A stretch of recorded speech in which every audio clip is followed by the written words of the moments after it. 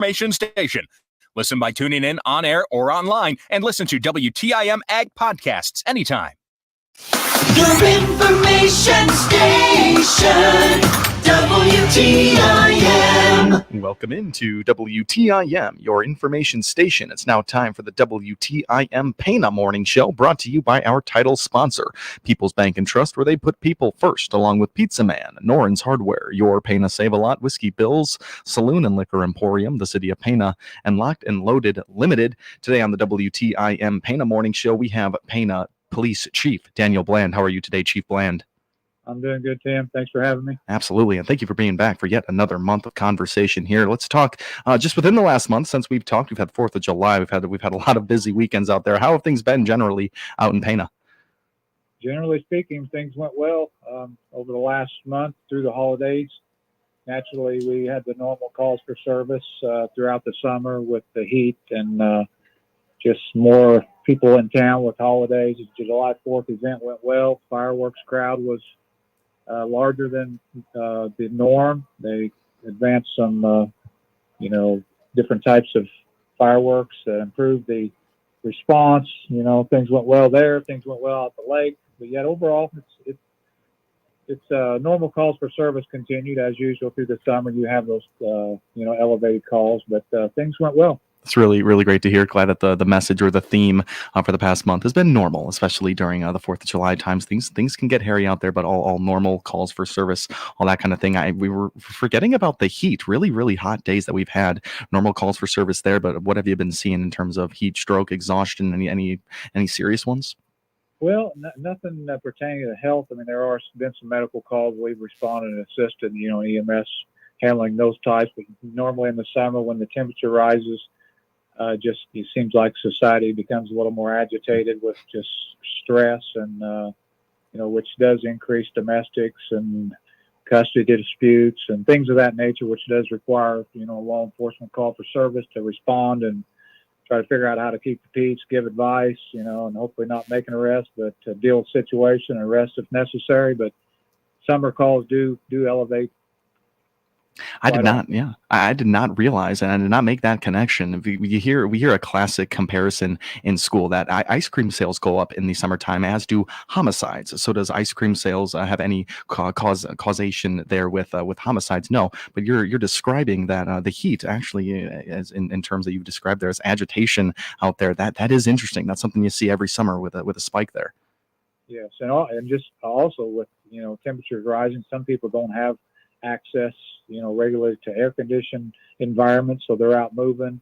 You got more people out walking, more opportunities for crime, just passerbys, open vehicles, thefts, things of that nature. So there's always something going on and then when the temperature elevates, usually calls for service elevate too. Wow, that's really interesting to hear. We're speaking with Pena Police Chief Daniel Bland right now here on the WTIM Pena Morning Show. It seemed like there was an increased budget for the Pena fireworks show this year. I think it was $20,000 there. So a lot more traffic in town there. How was the fireworks show, and how did the people like it?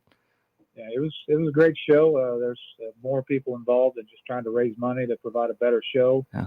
Naturally increased traffic. The show was more centered, inside the fairgrounds area, which created more of a, traffic congestion in and out. But yet everything worked out smoothly, and things ended up being a safe and fun day. That's really great to hear. We beat it into the ground here with fireworks safety. People like to light off their own fireworks there, and the message has been normal calls all year. But anything that made you kind of shake your head in terms of fireworks safety this year? Yeah, not this year. We did have one incident last year where someone, had a serious injury to the hand from being too close. Yeah. It's always preventable. Naturally, Illinois law prohibits any type of explosive firework to be used by non-licensed professionals, but yet, we know how it is. Everybody likes to have their fun, but they're dangerous as well. But this year we went without any major incident. It's another really great thing to hear, and just thanking all of the local law enforcement, all of the awareness out there for firework and holiday safety this year, and we're making it a way through this summer in normalcy over in Pena. So that's really good to hear. You still have the Pena Tri-County Fair coming up. Are you starting to get operations ready for that?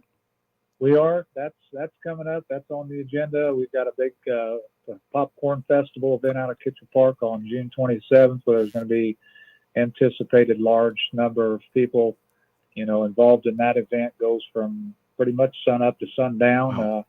So we're doing, pre-event prep and assessment of things like that. Anytime you have additional people coming into town or just mass gathering area of citizens, it's something we want to stay alert on ahead of the game as far as just, we want basic traffic control and needs and safety, and yet just safety of the environment, safety of the citizens, so we can go out, everybody can have a fun time and return home safely. Absolutely. That upcoming Pana Popcorn Festival. I cannot wait for that. I think it's a really great thing they're getting started. It seems like an all-day event there. It's going to be a lot of staffing. A lot of people are going to need to be on their game all day long. What does that mean for you? Do you try to stagger your officers' times out at these events?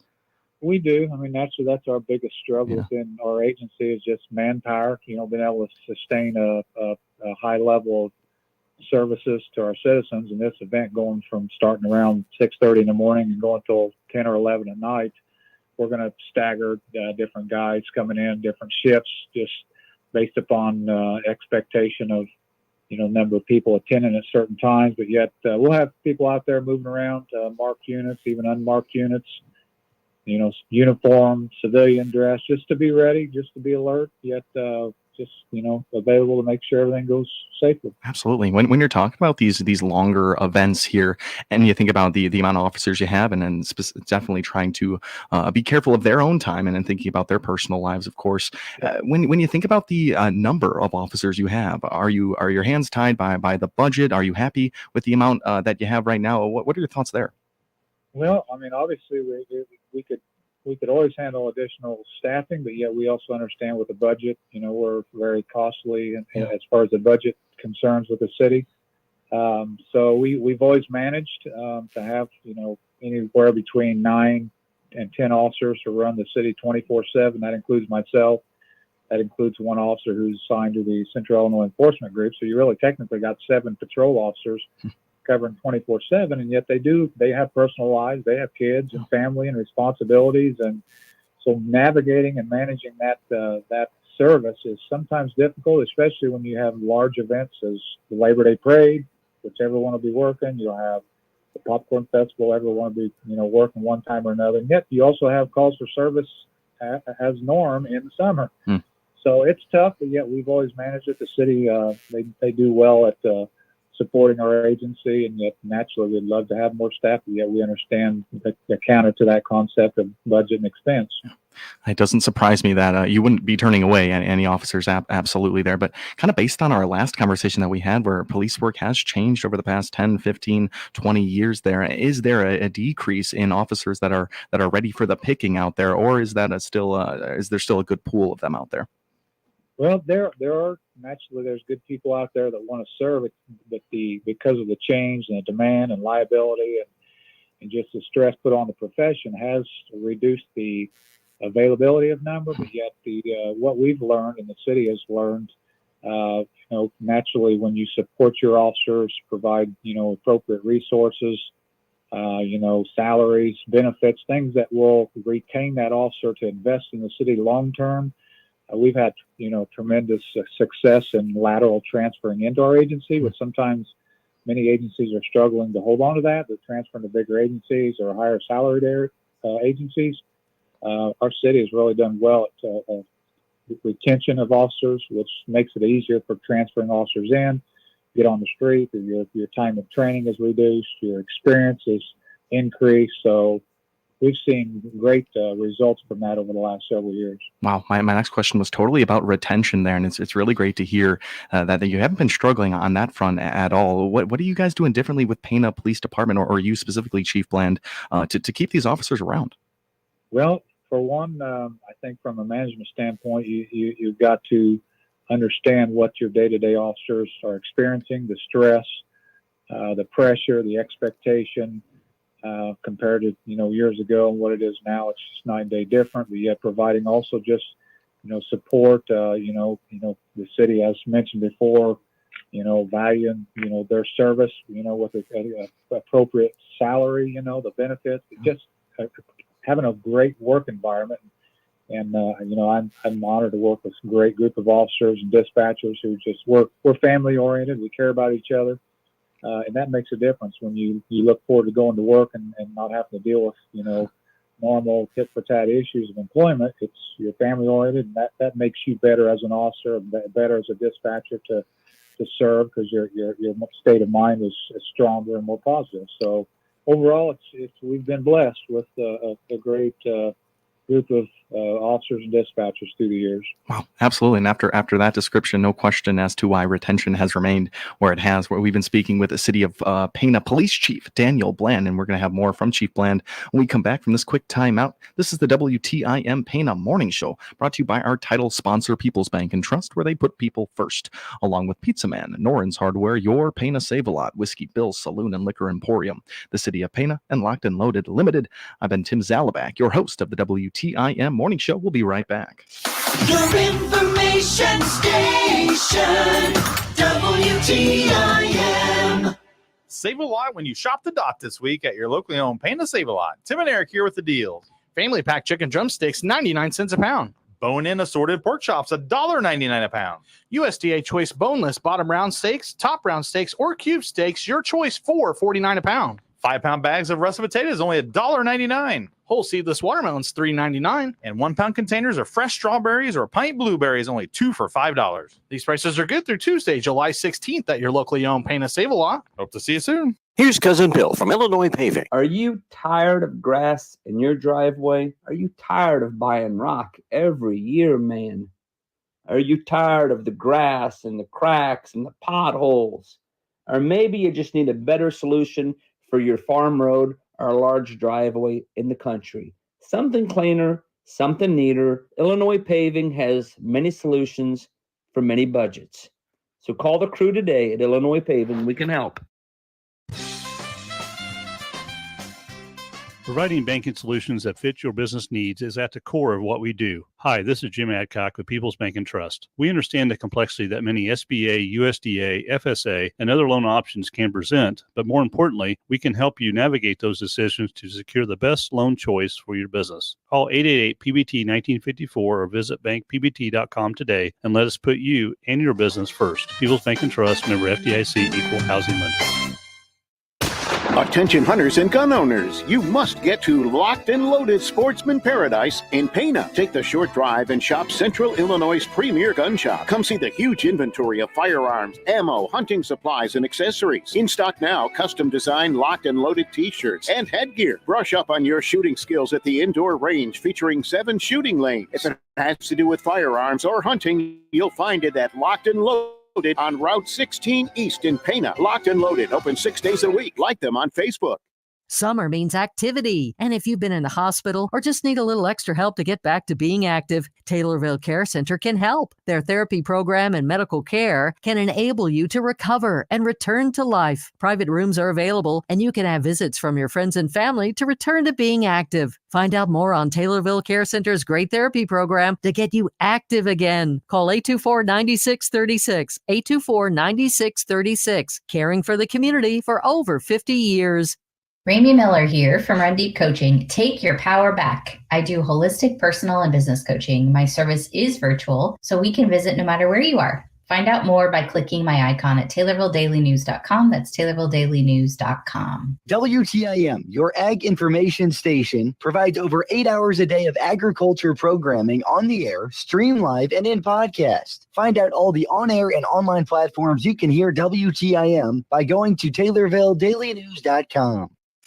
Your information station, WTIM. And you're listening to the WTIM Pana Morning Show right here on WTIM, your information station. This Pana Morning Show brought to you by our title sponsor, People's Bank and Trust, where they put people first, along with Pizza Man, Noren's Hardware, your Pana Save-A-Lot, Whiskey Bill's Saloon and Liquor Emporium, the City of Pana, and Locked and Loaded Limited. Thanks so much to the live stream sponsors as well, People's Bank and Trust, where they put people first, in Landmark of Taylorville, where you always do better at Landmark, streaming live on Facebook at Taylorville Daily News and on YouTube at at WTIM TV. Thanks for everyone tuning in this morning. This is Pana Police Chief Daniel Bland on the line. We talked a whole lot of the July events, 4th of July, and upcoming ones, staying safe out there. And Chief Bland, let's talk a little bit about changing gears totally here with frauds and scams. It is Amazon Prime Day. There's going to be a lot of online shopping, but also just out in daily life and using technology, the fraudsters are out there. What do you have to say about this?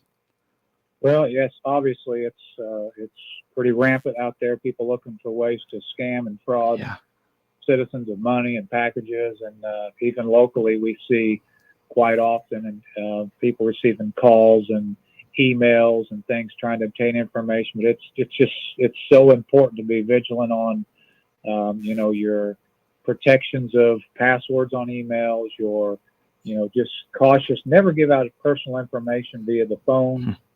Banks, it's especially in small communities, usually it just takes a phone call to verify something. So if someone's calling you or asking for information and you're not certain about it, just get a number and call back, and then call your local agency or bank or law enforcement and say, I'm getting this call. It's pretty easy for us to look into it and verify whether it's somebody local or whether it's been reported as fraud in the past.